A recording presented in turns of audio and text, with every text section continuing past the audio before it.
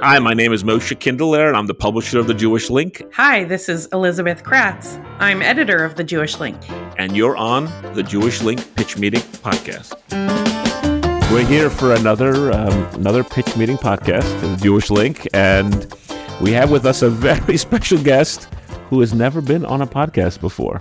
Okay. And he's actually a very special person in Jewish Link history and Jewish Link lore, in Teaneck lore, and we're really excited to have him. And his name is Noam Sokolow. Okay, Noam is the owner, proprietor of Noah's Ark, which I believe is it's about to celebrate its 35th anniversary. Can't wait. Noam, welcome. Welcome. Thank you. Pleasure to be here. So we're so excited to have you here. It's your first podcast. It's amazing you're being blooded like this. The truth is, I think there's a lot going on in Teaneck. There's a lot going on in our communities. A lot going on the food side. There's always a lot going on, actually. But let's take us back a little bit. I just have to mention quickly. We talked about it a little bit, but my partner on the Jewish Link, Mendy Schwartz, owes you his shidduch. Right? So I don't know if I don't think you knew that, but basically one of the things that I know from Mendy is that he met his wife Nomi working for you. That is true. That is true. We had a very long period of time where Noah's Ark was the place to work and to be for any teenager who was looking for extra income. We were fortunate. Probably this goes back into the early 90s through probably 2000s of having 28 different couples meet and get married through Noah's Ark, both Jewish and non-Jewish. Wow. So we're proud of that. And we were really, Shelley, my wife who came in 1994, we were role models for these young adults.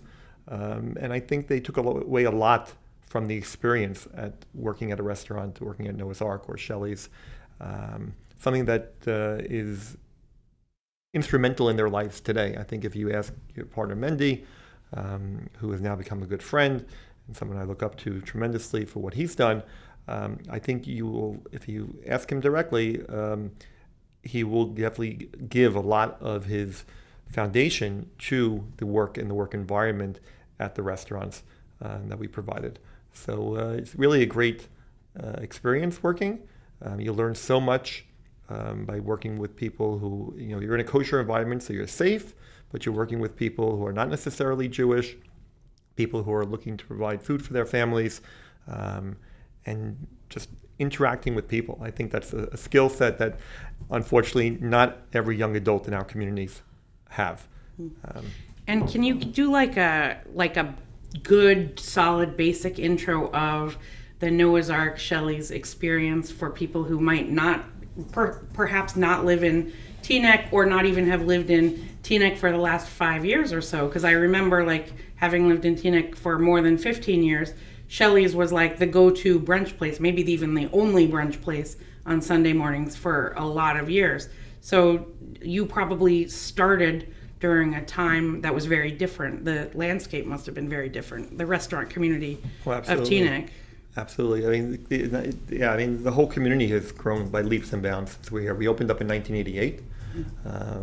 The restaurant... Were you the first meat restaurant in town? We were not the first meat restaurant. Hunan Teaneck was here. Mm-hmm. And they Ma'adan maybe also? Ma'adan was there as well, of course. You also had Jerusalem Pizza on Cedar Lane. I mean, Cedar Lane was the place, the area where restaurants, the whole West Englewood section was not really developed. I mean, obviously it was there, but it wasn't what it is today. And I remember back, we opened up in November of '88, and of course when we opened up, the place was packed. Everybody wanted a new restaurant. We had taken over for some other restaurants that did not do so well. And right away from the get-go, there were lines out the door. Of course, we had our issues, as any new restaurant does, which we soon resolved. But it still wasn't, came the winter, the excitement wore down. And I remember our staff and I sitting down talking and looking at the line by Hunan Teaneck. People came from everywhere to go to Hunan Teaneck. And all we said to each other was that we don't want their business. All we want is the people online. The people who are eating, the people who are online, let them come over to us. Mm-hmm. And we started a campaign that summer, and we started reaching out to the people of the community directly. We sent out back at the time, it was an actual handwritten letter, typed up letter that we signed, and we started a frequent diners club. And it was manually, wasn't digitally. And that really jump-started it. We sent it out to 5,000 things. I remember, all the waiters and waitresses and bussers would sit there addressing the envelopes and stamping the envelopes and sending it out. And that's what really jump-started Noah's Ark. And Noah's Ark is it's a destination. It's probably one of the last surviving delis I'm going to say in the United States. There aren't that many anymore, certainly in the New York, New Jersey area, where you can get a delicious, amazing deli sandwich. And our menu has expanded exponentially to include, so many different items. I think there's 140 plus items on the menu now. The place is tired, so it's not as popular today with the young ones. And unfortunately, as with COVID and as with being in business for 35 years, your loyal clientele are either moving off to Florida, Israel, or unfortunately, leaving us. And the young ones today are not eating corned beef and pastrami like they used to. They don't know what it is even. I mean, if you take a 12-year-old and say, I want corned beef, most of them probably don't even know what it is.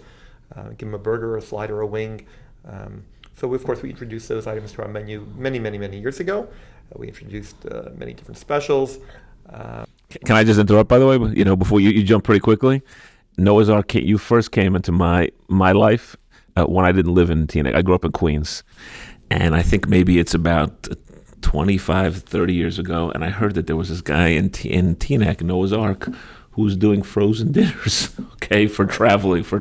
Oh, yes. I remember and I'm that. like, that was, I think, I was well before I ever thought about moving to town. But I mean, to me, what first caused Noam Sokolow, Noah's Ark to come into my consciousness was the which I don't know where you see it as, but that's where I think that's kind of where people beyond the area. So the travel meals was really hit us by a fluke. We were doing the deli, we were busy. We were in the former Shelley's location, so we were on the other side of the street. Yeah, Rama, where did you started? We started at the 482 Cedar Lane, and now we're currently at 493, and then Shelley's moved to 482 in its place. But I think it was 1989 or 1990 when Russia took down the walls of Ukraine or whatever when the gates opened up and allowed people to travel there. There was a gentleman from Teaneck, the name escapes me for a moment, who asked us to put together frozen food for his trip to Russia. And it wasn't just frozen food, it was everything. It was not just the meat and the chicken, he needed bread, he needed to pack fruit. I mean, he wanted us to pack everything. So we ended up, I'm like, I didn't know what was going on. I was 22 years old at the time. So I just wrote it down, took care of it, and put it together.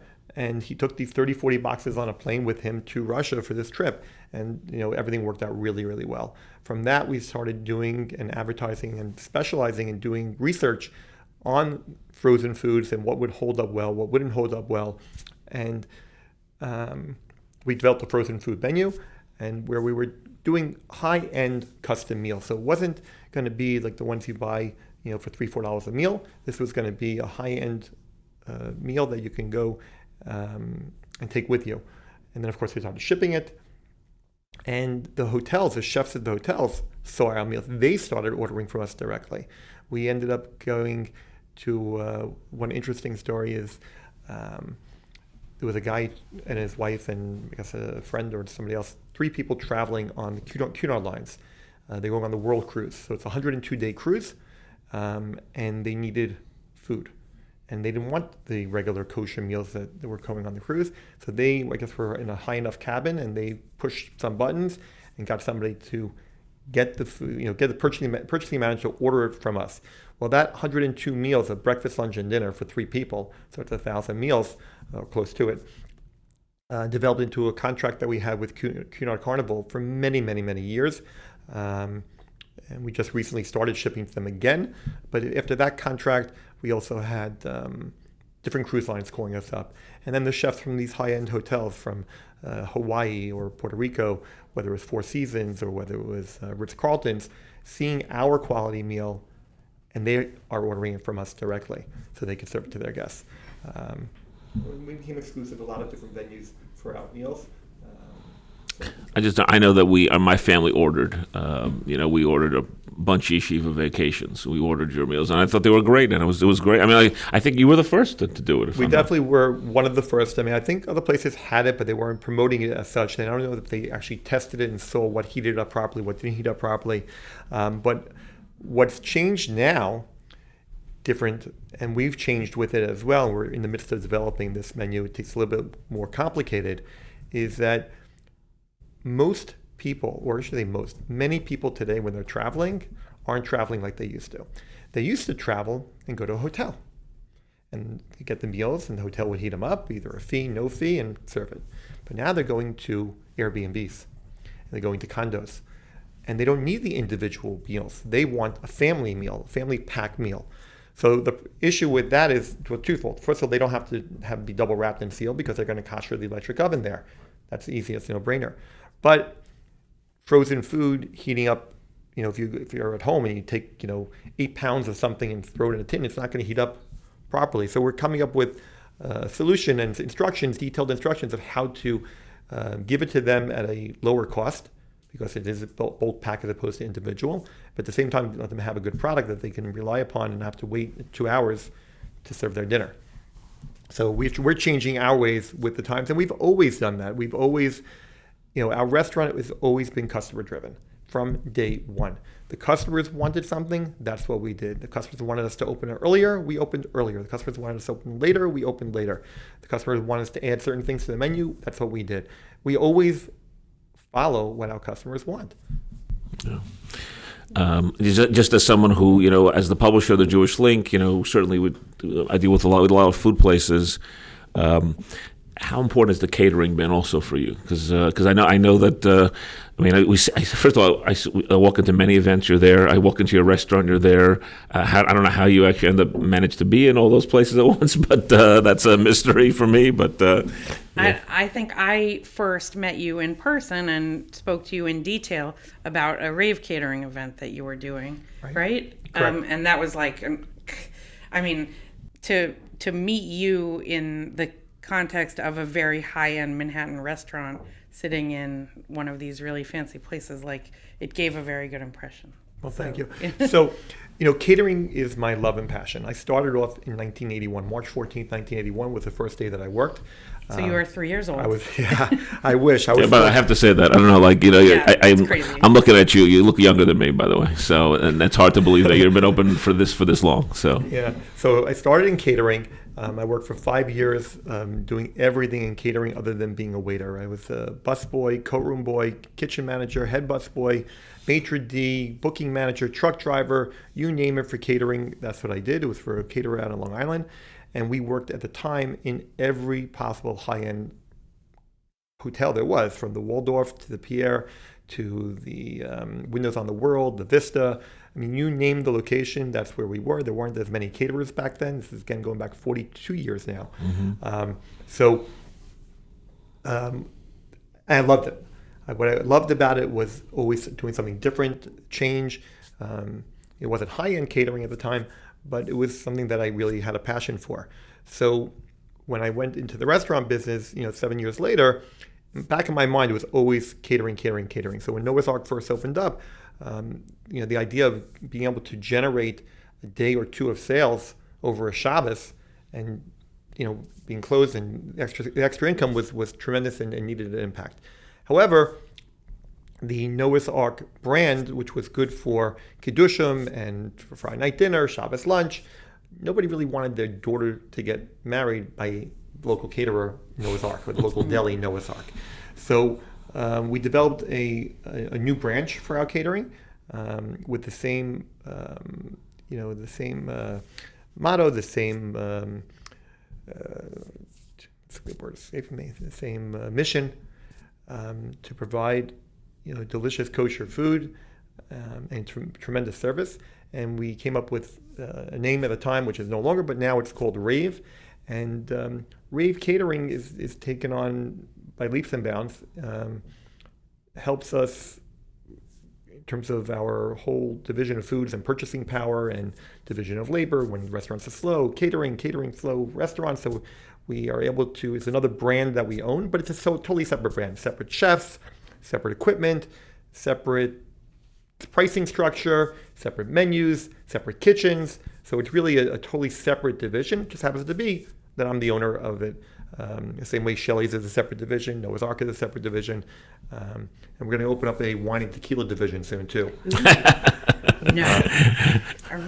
It has to be tequila and other distilled spirits, no? No. Wine also? Yeah, wine. I mean, You're I'm way past the Scotch and bourbon ignoring all stage. the bourbon, the whiskey people. Yeah. That we have those. The community has those. He's a Yes, wine. but that's because some of them may be behind. Tequila is Where up and coming, okay. and that's where it's going. That's where it's headed. Mezcals, tequilas. Yes. Okay. So that's where, in my opinion, that's where it's going. Is mezcal tequila? It's the sugar. It's the. I'm pretty sure that all tequilas are mezcals, but not all mezcals are tequilas. Okay. I think that's what it is. We do, obviously an annual wine guide, at Jewish Link. We're never really sure exactly how heavy to focus on spirits. So We had some port. The community is interested in port and brings it in. Tequila does not require a separate hechsher. Is that correct? That is correct. As long as the ruling now is, or the major authorities that rule, such as like the Sarkay, whose supervision we're under, Right. and others, is that all tequilas, as long as they're not aged in a sherry cask or a port cask or worms. What about or the worms, they're all considered kosher, whether it's a blanco, reposado, Okay. añejo, extra añejo, aged, Right. ultra aged, doesn't matter. Because we also had a couple of vermouths, which is Yes. a ingredient in a martini, or sometimes a whisper, which just means whisper the word vermouth at the bin. So or maybe something. this year, when you're working on this Jewish Link Yes. wine, we'll have like a Wine. page or two on spirits. Yeah, we would love to. We did talk about the few products that are certified as kosher in the vermouth space and the port space. But you're right that there's no reason why many tequila and tequila beverages can't be mentioned. I just never met any Jewish tequila aficionados Until now. before today. Oh, Here we are. I can introduce you to many. Okay, I have also a very important question that has plagued me for years that I just have to ask you on the air, and that is, it's Noah's Ark, but your name is Noam. Yes. What's that about? So a couple of different answers I've developed over the years. The first was close to my name without being my name, because now when the phone rings and somebody goes, "Oh my gosh, I'm a personal friend of Noah. I need to see him right away." Everybody knows that person is really not someone who knows me. But what happened really is that when the space that we took over in 1988 was called Abraham's Tent. Prior to that, it was called Esabissal, and prior to that, it was called Royal Deli. So when Abraham's Tent we took over, that was Glock Kosher, and I felt that before we could go forward, we had to go back. So we took Abraham's Tent, which was welcoming to everybody. We had to go backwards in time to Noah, and then move forward. Okay. I'm actually going to disagree with you, by the way, about the name going from Noah's Ark to Rave. Meaning, I think the lesson I've learned is sometimes you don't need, and I recognize branding. I think you probably could have made a success of it, even with staying with Noah's Ark. The lesson I've learned, I don't know if you know this, but I actually don't love the name Jewish Link. I think we sound like a caterer organization, okay? But a lesson I've learned is the name is not that important, meaning it's not as important. So it's not that important. I agree. The name is not important. Actually, most of the people who are my catering clients don't even know the name. They're just calling it's Noam. Call Noam. Just call Noam. Call Noam. So I definitely agree. But those who don't know who you are and don't have that referral, today they just look up on the internet. And if you don't have that presence on the internet or Instagram, I'm not a social media person at all. Like, when it comes to Instagram, I have an account so I can see what's going on, but I've never posted. Somebody the other day asked me for my thing. I showed them and they go, "You never posted?" I go, "No, I never posted on Instagram." Although I am thinking about now. My daughter got married last week. Mazel tov. Thank Mazel, you. yeah. And I'm thinking about finding my life from time before I was married, when I opened up the restaurant, to met my wife, my daughter being born, my daughter's bar mitzvah, and now culmination after she got married, just to have one photo Montage. one post or whatever you call it. Beautiful. Sounds Just so I can have, just like I show that I'm real.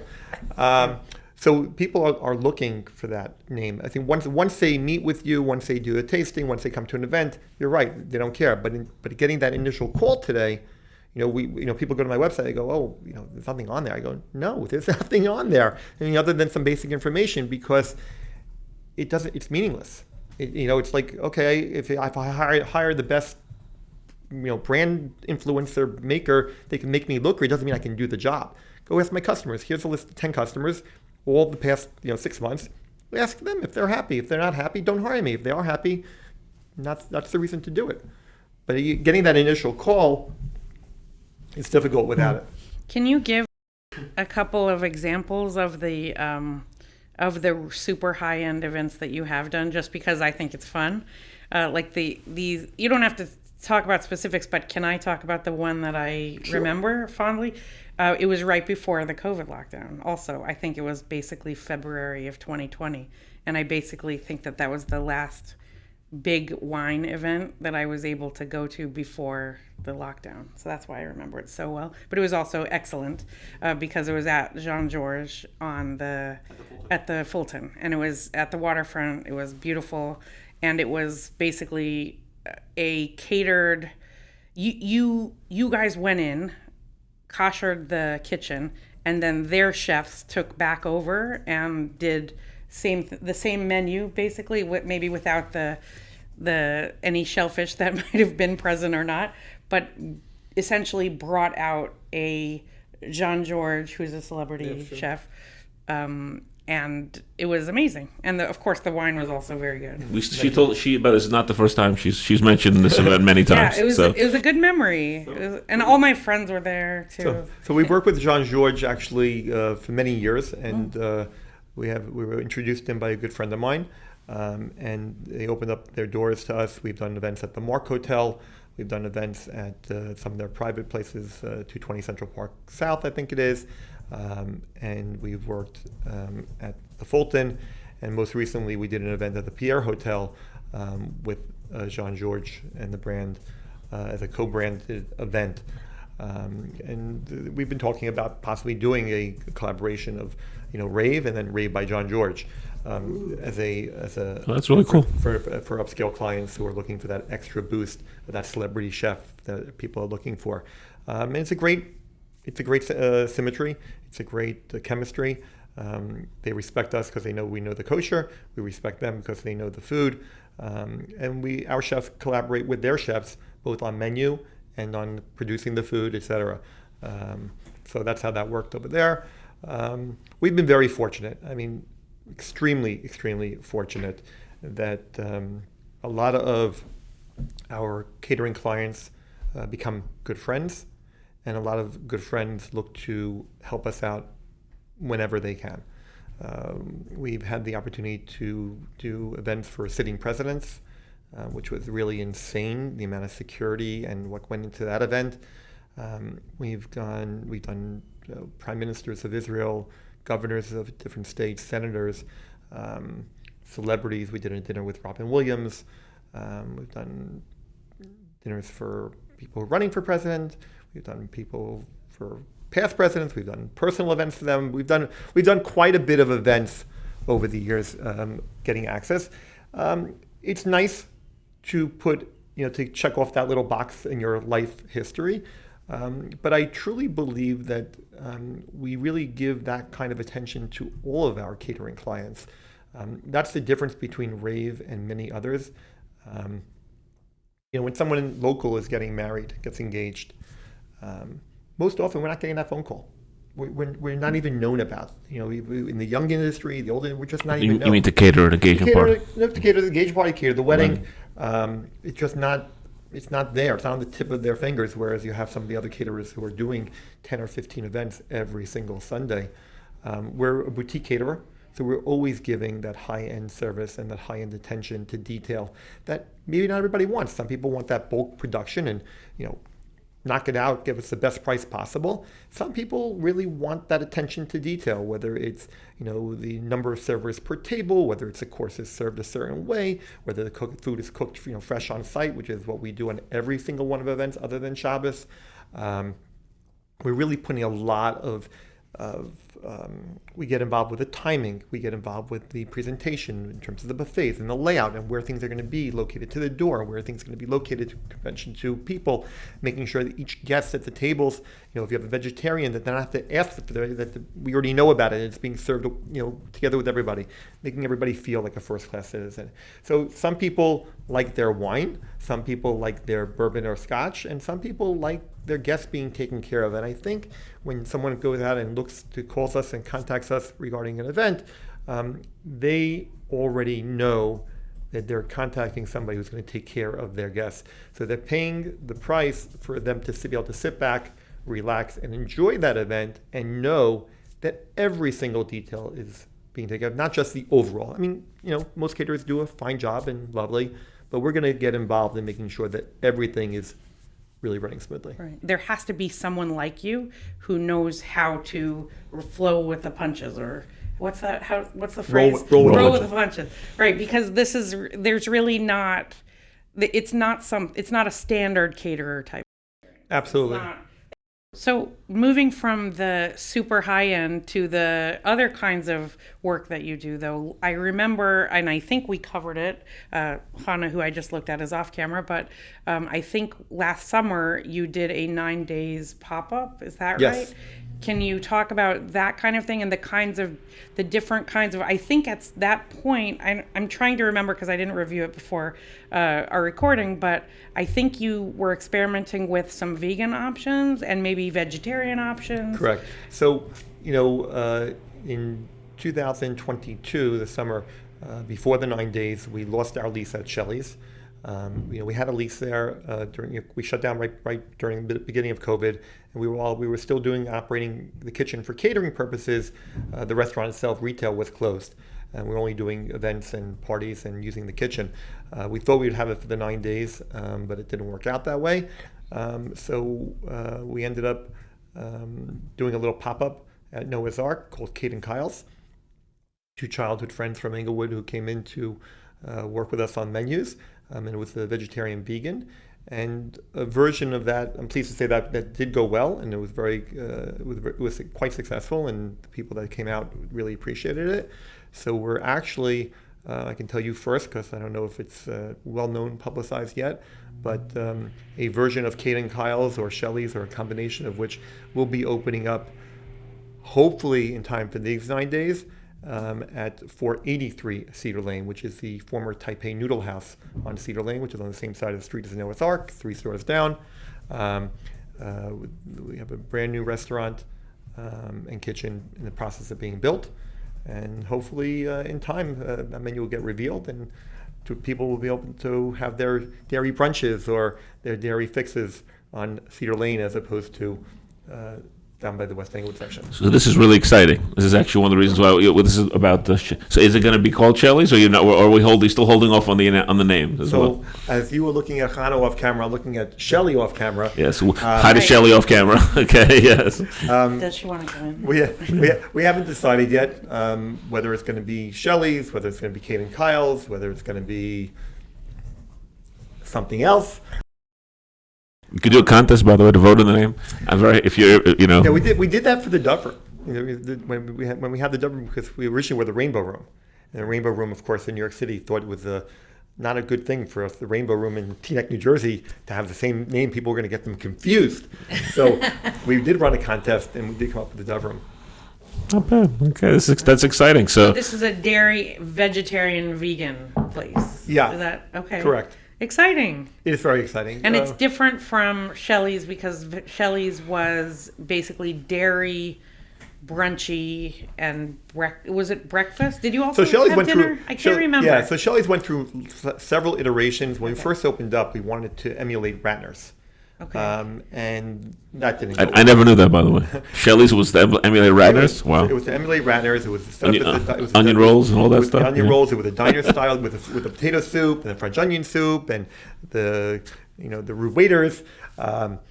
but it didn't go over well. Then we tried to become very Italian, and that didn't go well. I felt that people wanted more than from the foods that they can make at home. So I don't even remember what year we started with the brunches on Tuesday night buffets and the breakfast brunch to get people back in the store, and that worked out really well. Then we had another chef that we had hired who added a lot of Asian influences to it. And then over the years, we started lightening the menu with some more fresh salads, some great fish dishes. People still love the macaroni and cheese from Shelley. It's been amazing. Since Shelley's closed, I can't tell you the number of people, when are you opening Shelley's again? When are you opening Shelley's again? I'm like, where were you when we were open? Mm-hmm. So it's definitely heartwarming, and we're looking forward to greeting everybody in the very near future back at Shelley's or Kate and Kyle's. One of the lessons, unfortunately, I've learned, Elizabeth, is that whenever a restaurant owner in the town of Teaneck says they're going to open, I usually ask them to add 6 to 12 months to it. So I hope you do open by the 9 days. So maybe, well, if not by the 9 days, maybe it's by Doctor. I was gonna say Sukkot. You're right. Break past though. Yeah. But we are operating our dairy kitchens. We're still doing dairy catering. We're still doing dairy platters. A dairy order went out yesterday for a school in the city. Another one's going out on Friday for a school. We just did dairy bar mitzvah a few weeks ago. So the dairy catering is still alive and well. And the dairy frozen meals are still alive and well. It's just the retail is not ready yet. Do you have one central website where people can go to learn about all of the options? So noahsark.net is for Noah's Ark and for the frozen meals, etc. Shelley'sCafe.net might point you back to Noah's Ark, so it's a little bit confusing. And ravecaterers.com, as I mentioned, is really a separate company, separate entity, run by separate people, with the same loyalty and branding, but it's a separate website, ravecaterers.com. I've been listening to you for a little bit, but I'm thinking to myself, how did you get to 35, years in the business? And I love the fact that you always try different things. You kind of rolled with the punches. You almost covered the full spectrum of the kosher food world in many ways. From catering to and you never really stayed still. So that's what I'm just hearing. That's what I'm hearing. We're very, very fortunate to really have two things going for us. One is we have an amazing, loyal set of employees. Without them, we really would not be where we are today. I mean, I have people working for me for 31 years. I have people working for 25 years and 20 years and 15 and 18. And of course, we have more recent 5 and 4s and 3s, but 10s. But having those loyal employees really allowed me to continue, because we've trained them and spent a lot of time with them, so they know what we're looking to do. Secondly, the customer base. The customers have been great. When something is not right, they tell us, and they know that we're going to listen and take care of it. They know that when something else is right somewhere else, and they say, hey, why don't you do this, and why don't you do that? So we've always been, as I said before, customer driven. I think that's very important as an owner. I think that customers, we rely upon customers for our income. We rely upon customers for our business. But I think they have to be sensitive to the fact that we are dealing with a fresh product, and things are going to go wrong. They will always go wrong. But we have, I think, a great attitude towards resolving issues when they do happen. And, given the opportunity, we're going to take care of them. But we're not selling a product. We're selling a service. We're selling the ability to, again, for an event, to sit back and relax and enjoy your event. When it comes to dinner, so you can not do the dishes and sit down and relax, not be rushed out. There's no doubt our current environment is in need of a renovation, and we do have plans to renovate and to bring back to Teaneck what people are used to, and clean. The restaurant is clean, the restaurant's food is delicious, but the environment is dated. It's time for a change. We do have plans, and hopefully in the near future, people will see those plans come to fruition, and be happy to bring their friends back out for activities. We still have the most seats in Teaneck. We have 180 seats. We can accommodate groups for 15, 20, 30. I mean, there's not a Sunday night that goes by where group comes in and says, oh my God, we were in another restaurant that we had reservations, and they don't have our table. Can we accommodate? And of course, we're going to accommodate. Can I just say, interrupt? One of the only complaints I'll tell you about sometimes for Noah's Arks is that your party room's not bigger. I'm just saying I just remember there's a bunch of events. We always wish your party room was even a little bit bigger, but that's it. So we go up to 125. The room has several different sections on it. It's actually been quite busy, certainly since COVID started, when people are making smaller parties. We have the wall moves, so we can do a party for 30 to 40, party to 50 to 60, party to 75, and then take the whole wall down and go to 125. But yeah, the party room is not big enough, and that is also part of our renovation. We are planning on expanding our party room and making it to a party room for 250, so that people can make bar mitzvahs at a reasonable cost, everything under one roof, everything included. We about a year and a half ago, we acquired a liquor license, so we're going to have wine and spirits available. Actually, we're going to be adding a wine menu, I think, over the summer. Hold on a second. How come we didn't write about that? Well, this is the Jewish Link pitch meeting. Well, how come we didn't know this? We have to wait for Noam to drill down and tell us all the stuff that he's working on. Elizabeth, you're right. We got to know this stuff. Yeah. I did. So the interesting thing about New Jersey, which Noam I'm sure knows, and Moshe I'm sure also knows, but there are only a certain number of liquor licenses, as you know. So I guess the question is, what business went out of business, probably not a kosher business, in your area that you were able to acquire the liquor license? Ours was a private license that somebody had held on to, wasn't being used. Like for investment purposes? I don't think it was investment. I think they acquired it when they purchased the property. Okay. So we bought that license, I think, about a year and a half ago already. Okay. And that's exciting. That's really exciting. And because you're under the Star K, you have extra rules, I think, with no more rules than anybody else. Mavushal. Everything has to be mavushal. Yeah, okay. That's it. Okay, that's it. That's it. What have you learned? Can people BYOB? Sorry to interrupt that. Once we have our wine on the menu, they will not be allowed to do BYOB. However, one of my, Royal is one of the larger kosher wine suppliers. It's not the largest in the USA in New Jersey. And one of the things that we've been talking about is that in the right proper context and environment, I do want to introduce to people who are not wine connoisseurs what wine is all about. And one of the things that really upsets me as a restaurant owner when I go out is not so much what it costs to buy a steak or an appetizer or a French fry or a dessert. I can deal with that. When I go and I buy or order a glass of tequila, that anybody can go down the street and buy that glass of tequila, or buy a bottle of wine that is the current vintage, 2020 or 2021, or and the price is 3 or 4 times what it cost. That bothers me. I won't buy it. I won't end up drinking. I just have water all night long. It doesn't matter to me. It's not enjoyable at that price point. It's not enjoyable. So what we're talking about is we are going to be aging wine. So I've already have probably a couple of thousand bottles aging already of mavushal wines sitting in storage, so that when the time comes and we open up, we will have wines that are going to, the wine cellar, the library wines.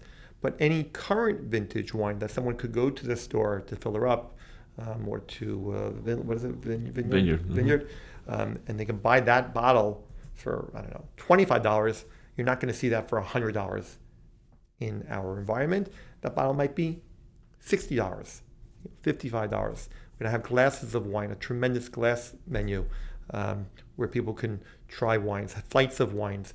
We want to encourage people to enjoy wine with dinner, not use wine to get drunk per se, not use the spirits, but to enjoy the way the food interacts with the spirit and how it tastes a little bit different with each one.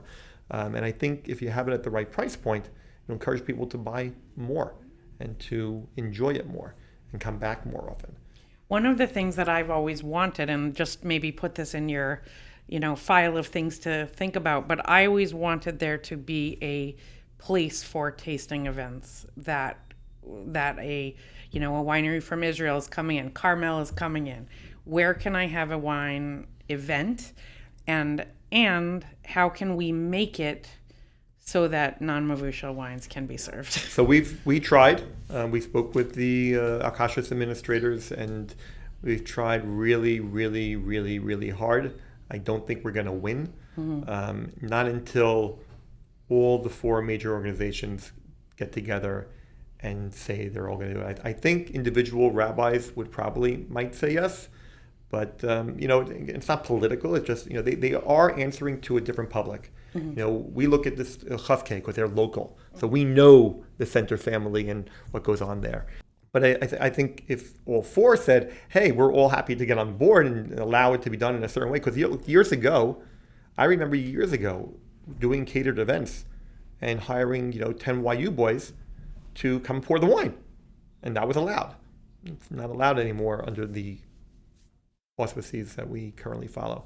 So again, we follow the rules. And we'll always try. We always, as I always have my once or twice a year discussions with my kashrus administrators, I'm always trying to push the envelope and get what I can. But we're going to follow the rules. And if rabbis aren't comfortable with it, then we always have two choices in our world. We can go with them, or find someone else. We're happy to stay with the Star K. Star K has been a great partner to us. They've been really helpful, instrumental in helping us build our brand and working out situations when they come up. So it's a good partner. And it's a partner also for when you're doing specialty catering, it's an international, recognized, it's not just Bergen County. Right. The reason we got the Starcade to begin with was because of the travel meals. So what happened was the travel meals back in the early, late 80s, early 90s, people said, who's supervision on there? The Vada Kashrus of Bergen County. Nobody knew who the Vada Bergen County was, and, not because of anything else, they just didn't know. So we asked at the time the RCBC if we could add on an extra level, and they said yes. Then eventually, over the years, we just had them exclusively on all of our products. But originally, it was just an add-on so we can get the travel meals. That makes sense. I assumed there was a story like that because the Star K is basically a top hechsher, and it's global, well known all over the world. But I'm sure it's been very useful to work with such a top administrator. And I also feel like you have inside you, in addition to all of these business ideas, I feel like you have a business book inside you. Did you ever think about that? You know what? My memory is not as good as it used to be. I wish I kept it. Had I kept a diary, my first years, I think I would have a bestseller. To whom, I don't know, but I think it would be a bestseller. Good stories. Lots of stories. I don't mean to put you on the spot, but does any event, client, evening stand out in your memory as really just out of the norm or wacky or just, I always like to hear if there's something that really stays with you. I have lots of different stories that happened over the years that I think are very interesting stories, like the time where Erev Shabbos, this is back, I'm going to say in 1990, we were across the street at the original store, and a gentleman named Mr. Schwartz came in every Friday, and it wasn't Mendy Schwartz. A gentleman named Mr. Schwartz, who we knew was from Muncie, came into the store and bought his Shabbos special. Because what happened was when we first opened up, we didn't just have a chicken special Monday, Tuesday, Wednesday like some of our competitors. We had it on Monday, Tuesday, Wednesday, Thursday, and Friday when people really need the Shabbos special. And he came in the morning, bought his chickens, and 2 side dishes and whatever else was on his order. And we realized that he never got his chickens. But we didn't realize this. It was in the winter Shabbos. And we didn't realize it at 10 o'clock, 11 o'clock in the morning. We realized it more like at 1 o'clock, 2 o'clock, and Shabbos is at 4 o'clock. And we knew he lived in Muncie. There were no cell phones. We had the big pack phones, those, the ones you carry. We had a mobile phone in your car, but you didn't have the little cell phones. And we didn't know who this guy was. So I called a friend of mine's mom who lived in Muncie, who asked her to go through the phone book and start calling Schwartz's. And I sent my brother in the car with my pack phone so I could reach him, and so at least he'd be starting to travel up. So at least we knew that the guy can get his food, and he's became a customer for life, and he tells that story all of the time. So you delivered it to him before Shabbos? For sure. Wow. We had issues where we FedExed food to Yellowstone Park, I think it was, And of course, it got lost, and of course people need their Shabbos food, and we would go ahead and pack up the food. We have not only do we FedEx, but we also have contracts with the airlines to ship cargo. Years ago, you can go to the counter, take a box, and just buy a ticket for the box and just put it on the plane. But now you can't do that unless you're traveling with it. They don't, it's 9/11. They don't allow that. So we have contracts with all of the carriers, Delta and United, basically, who go anywhere, to take the box, move it from Newark to wherever it's going to go. We call the other end and get, a concierge over there to pick it up and bring it to the hotel. So we're always going that extra mile. I can tell you a story on the flip side where we tried to go the extra mile, and here's an example of a client or a customer who just wouldn't accept anything reasonable. I won't give you the exact verbiage that went on that day because it's not appropriate for prime time, but it was Jewish Heritage Day at Shea Stadium. So this is going back many years because Citi Field's been there since 2009. And but even then, while they may have had kosher food there, it wasn't really like tons of kosher food. So a customer came in and bought a very large order. I think there was like 12 people, them going. They bought 11 sandwiches or 12 sandwiches and side dishes for that. And we get a phone call. There were cell phones then. My manager gets a call from the guy and says, one of the sandwiches is missing. So I am a big believer that when someone calls and says something is missing, to get it to them. I don't like the idea of giving credit. I don't like the idea of giving a refund. You ordered something, you want something, I need to bring it to you. Whether it's local or far away, we try to make it work. So my manager knew that, and he right away offered to deliver it. He goes, where are you? He didn't know at the time. It was Shea Stadium. I'm in Shea Stadium, no problem. So again, it's 2 bridges, tolls, gas, driver, not an issue. We messed up your order. We want to get you your food.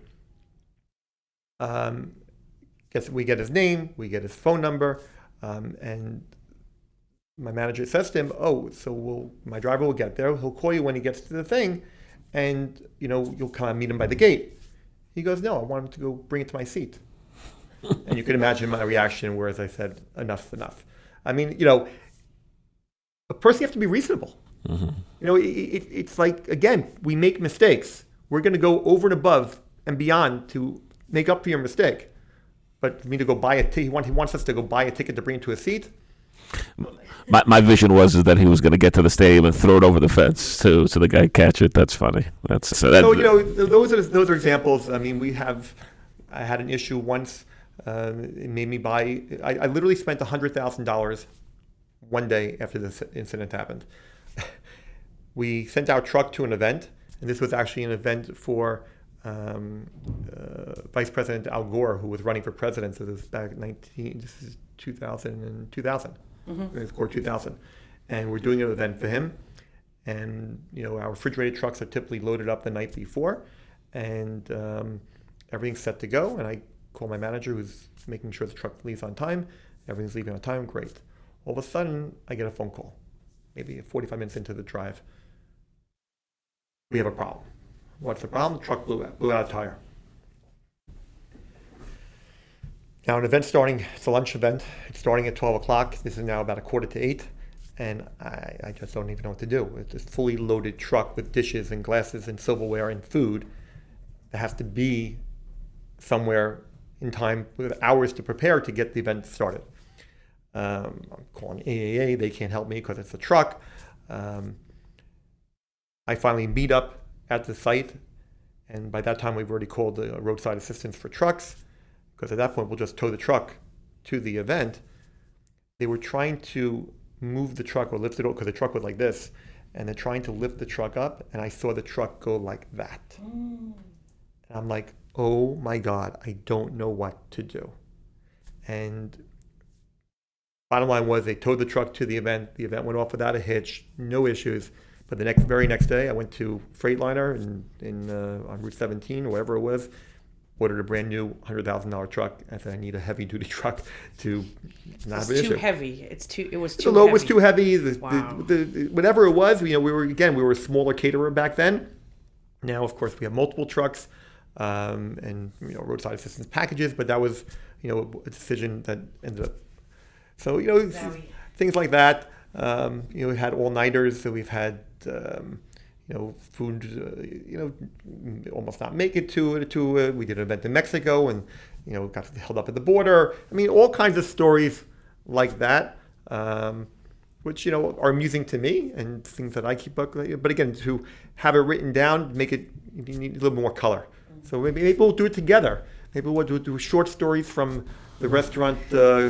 Great. It's a great story. It's not a bad idea. Last 5 minutes, last question or two, I would want to say to ask Noam, what can the Jewish Link do for you? Like, we didn't talk much about your relationship with the Jewish Link over the years, features that we've done, features that have or have not involved you. What do you like about the Jewish Link? What can we do better? We always want feedback. We want, in addition to you pitching us stuff, we want. I just want to say also, for the record, I think, Noam, you were our first Super Bowl ad. You may not be cognizant of it, but I actually know that. One of the small things that I knew that when the Jewish Link was going to get established, that I knew would be okay, is when we finally got our first few Super Bowl ads. So I think you were our first. Well, I must tell you, to answer you honestly and truthfully, your audience is tremendous, and people actually read the paper. I can't tell you that I got literally 12 phone calls this week who people said, "Oh my God, Mazel Tov, I didn't know your daughter got engaged." Now, this wasn't even an ad. You guys put it in a little blurb on the left-hand side, Mazel Tov to Noam and Shelley. I mean, people read it.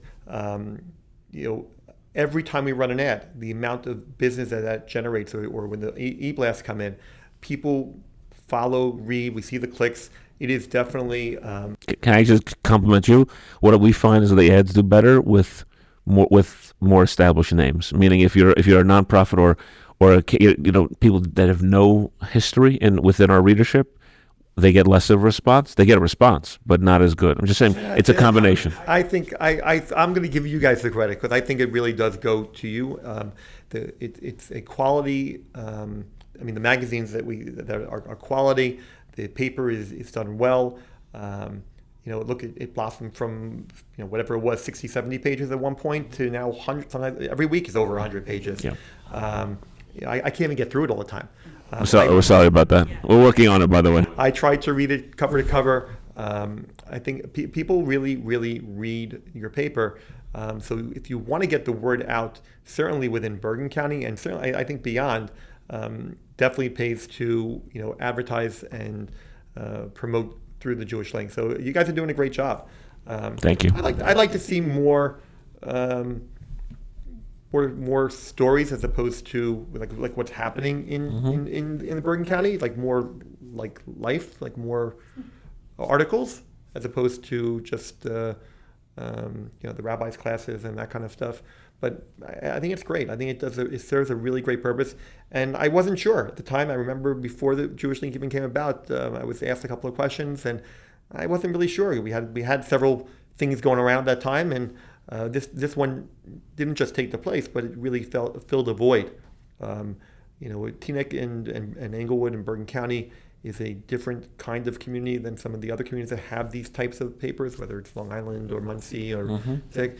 We're a little bit more. We have a little bit more cosmopolitan. I know what you mean. I'm happy to. You were one of the people I think who were.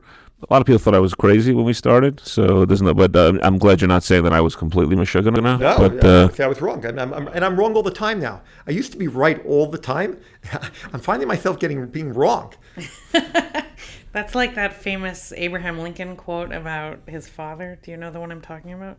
It's like, when I was 17, I can't believe how many times I had to correct my father about everything. It's all about the client. I really firmly believe, and I said it before, and I'll say it again, you have to be customer driven. And I put it out there to anybody listening, watching this.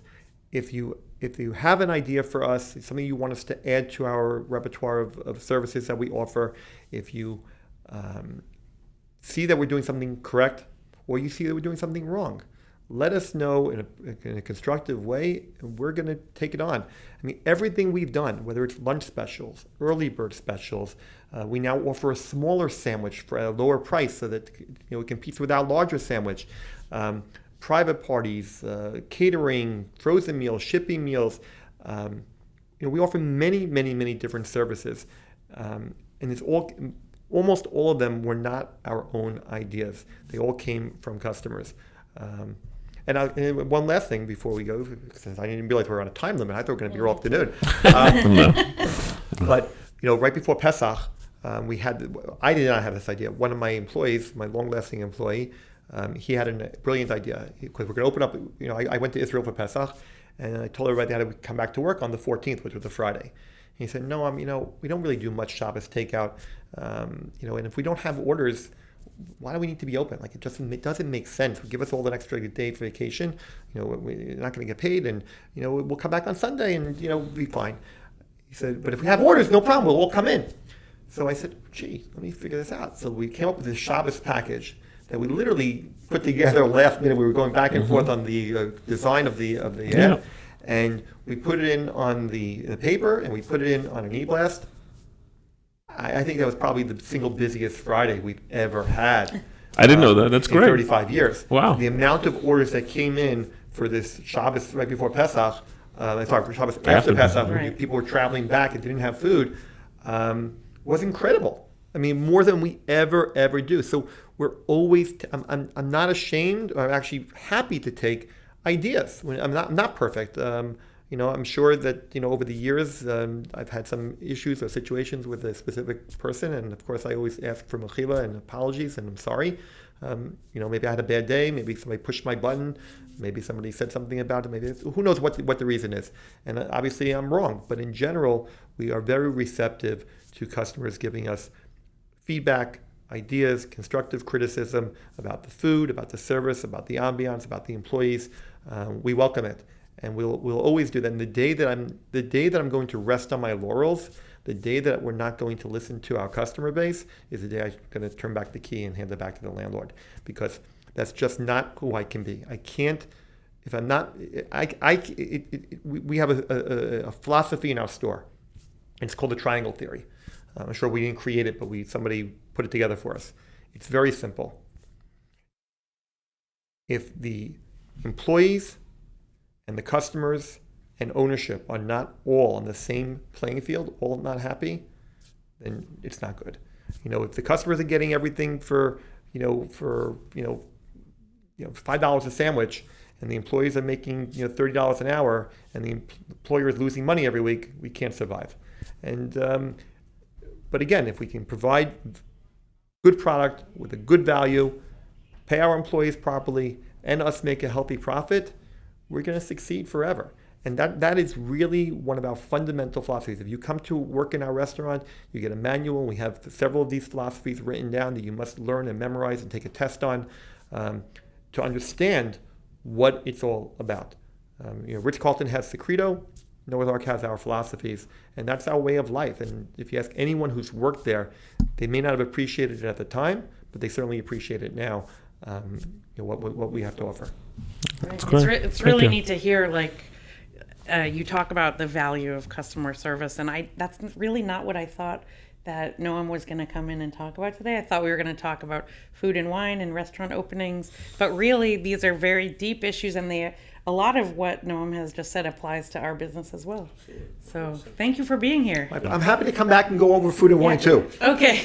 But I do want to just say, maybe for your first Instagram social media post, you might want to post, if you're happy with this interview. Just a thought. Or the clip we create. Somebody's going to have to teach me, Chana, how to actually post it. So I think actually maybe a nice thing, hopefully, to put first on social media, your first little foray into social media. But just so you know, you're a little bit older. We're the same age. We're both old guys, I guess. So we struggle a little bit with the younger generation, but we have to be there, and that's why you're here, and that's why we're here, and 100%. So. Thanks for being with us. All right. Thank you.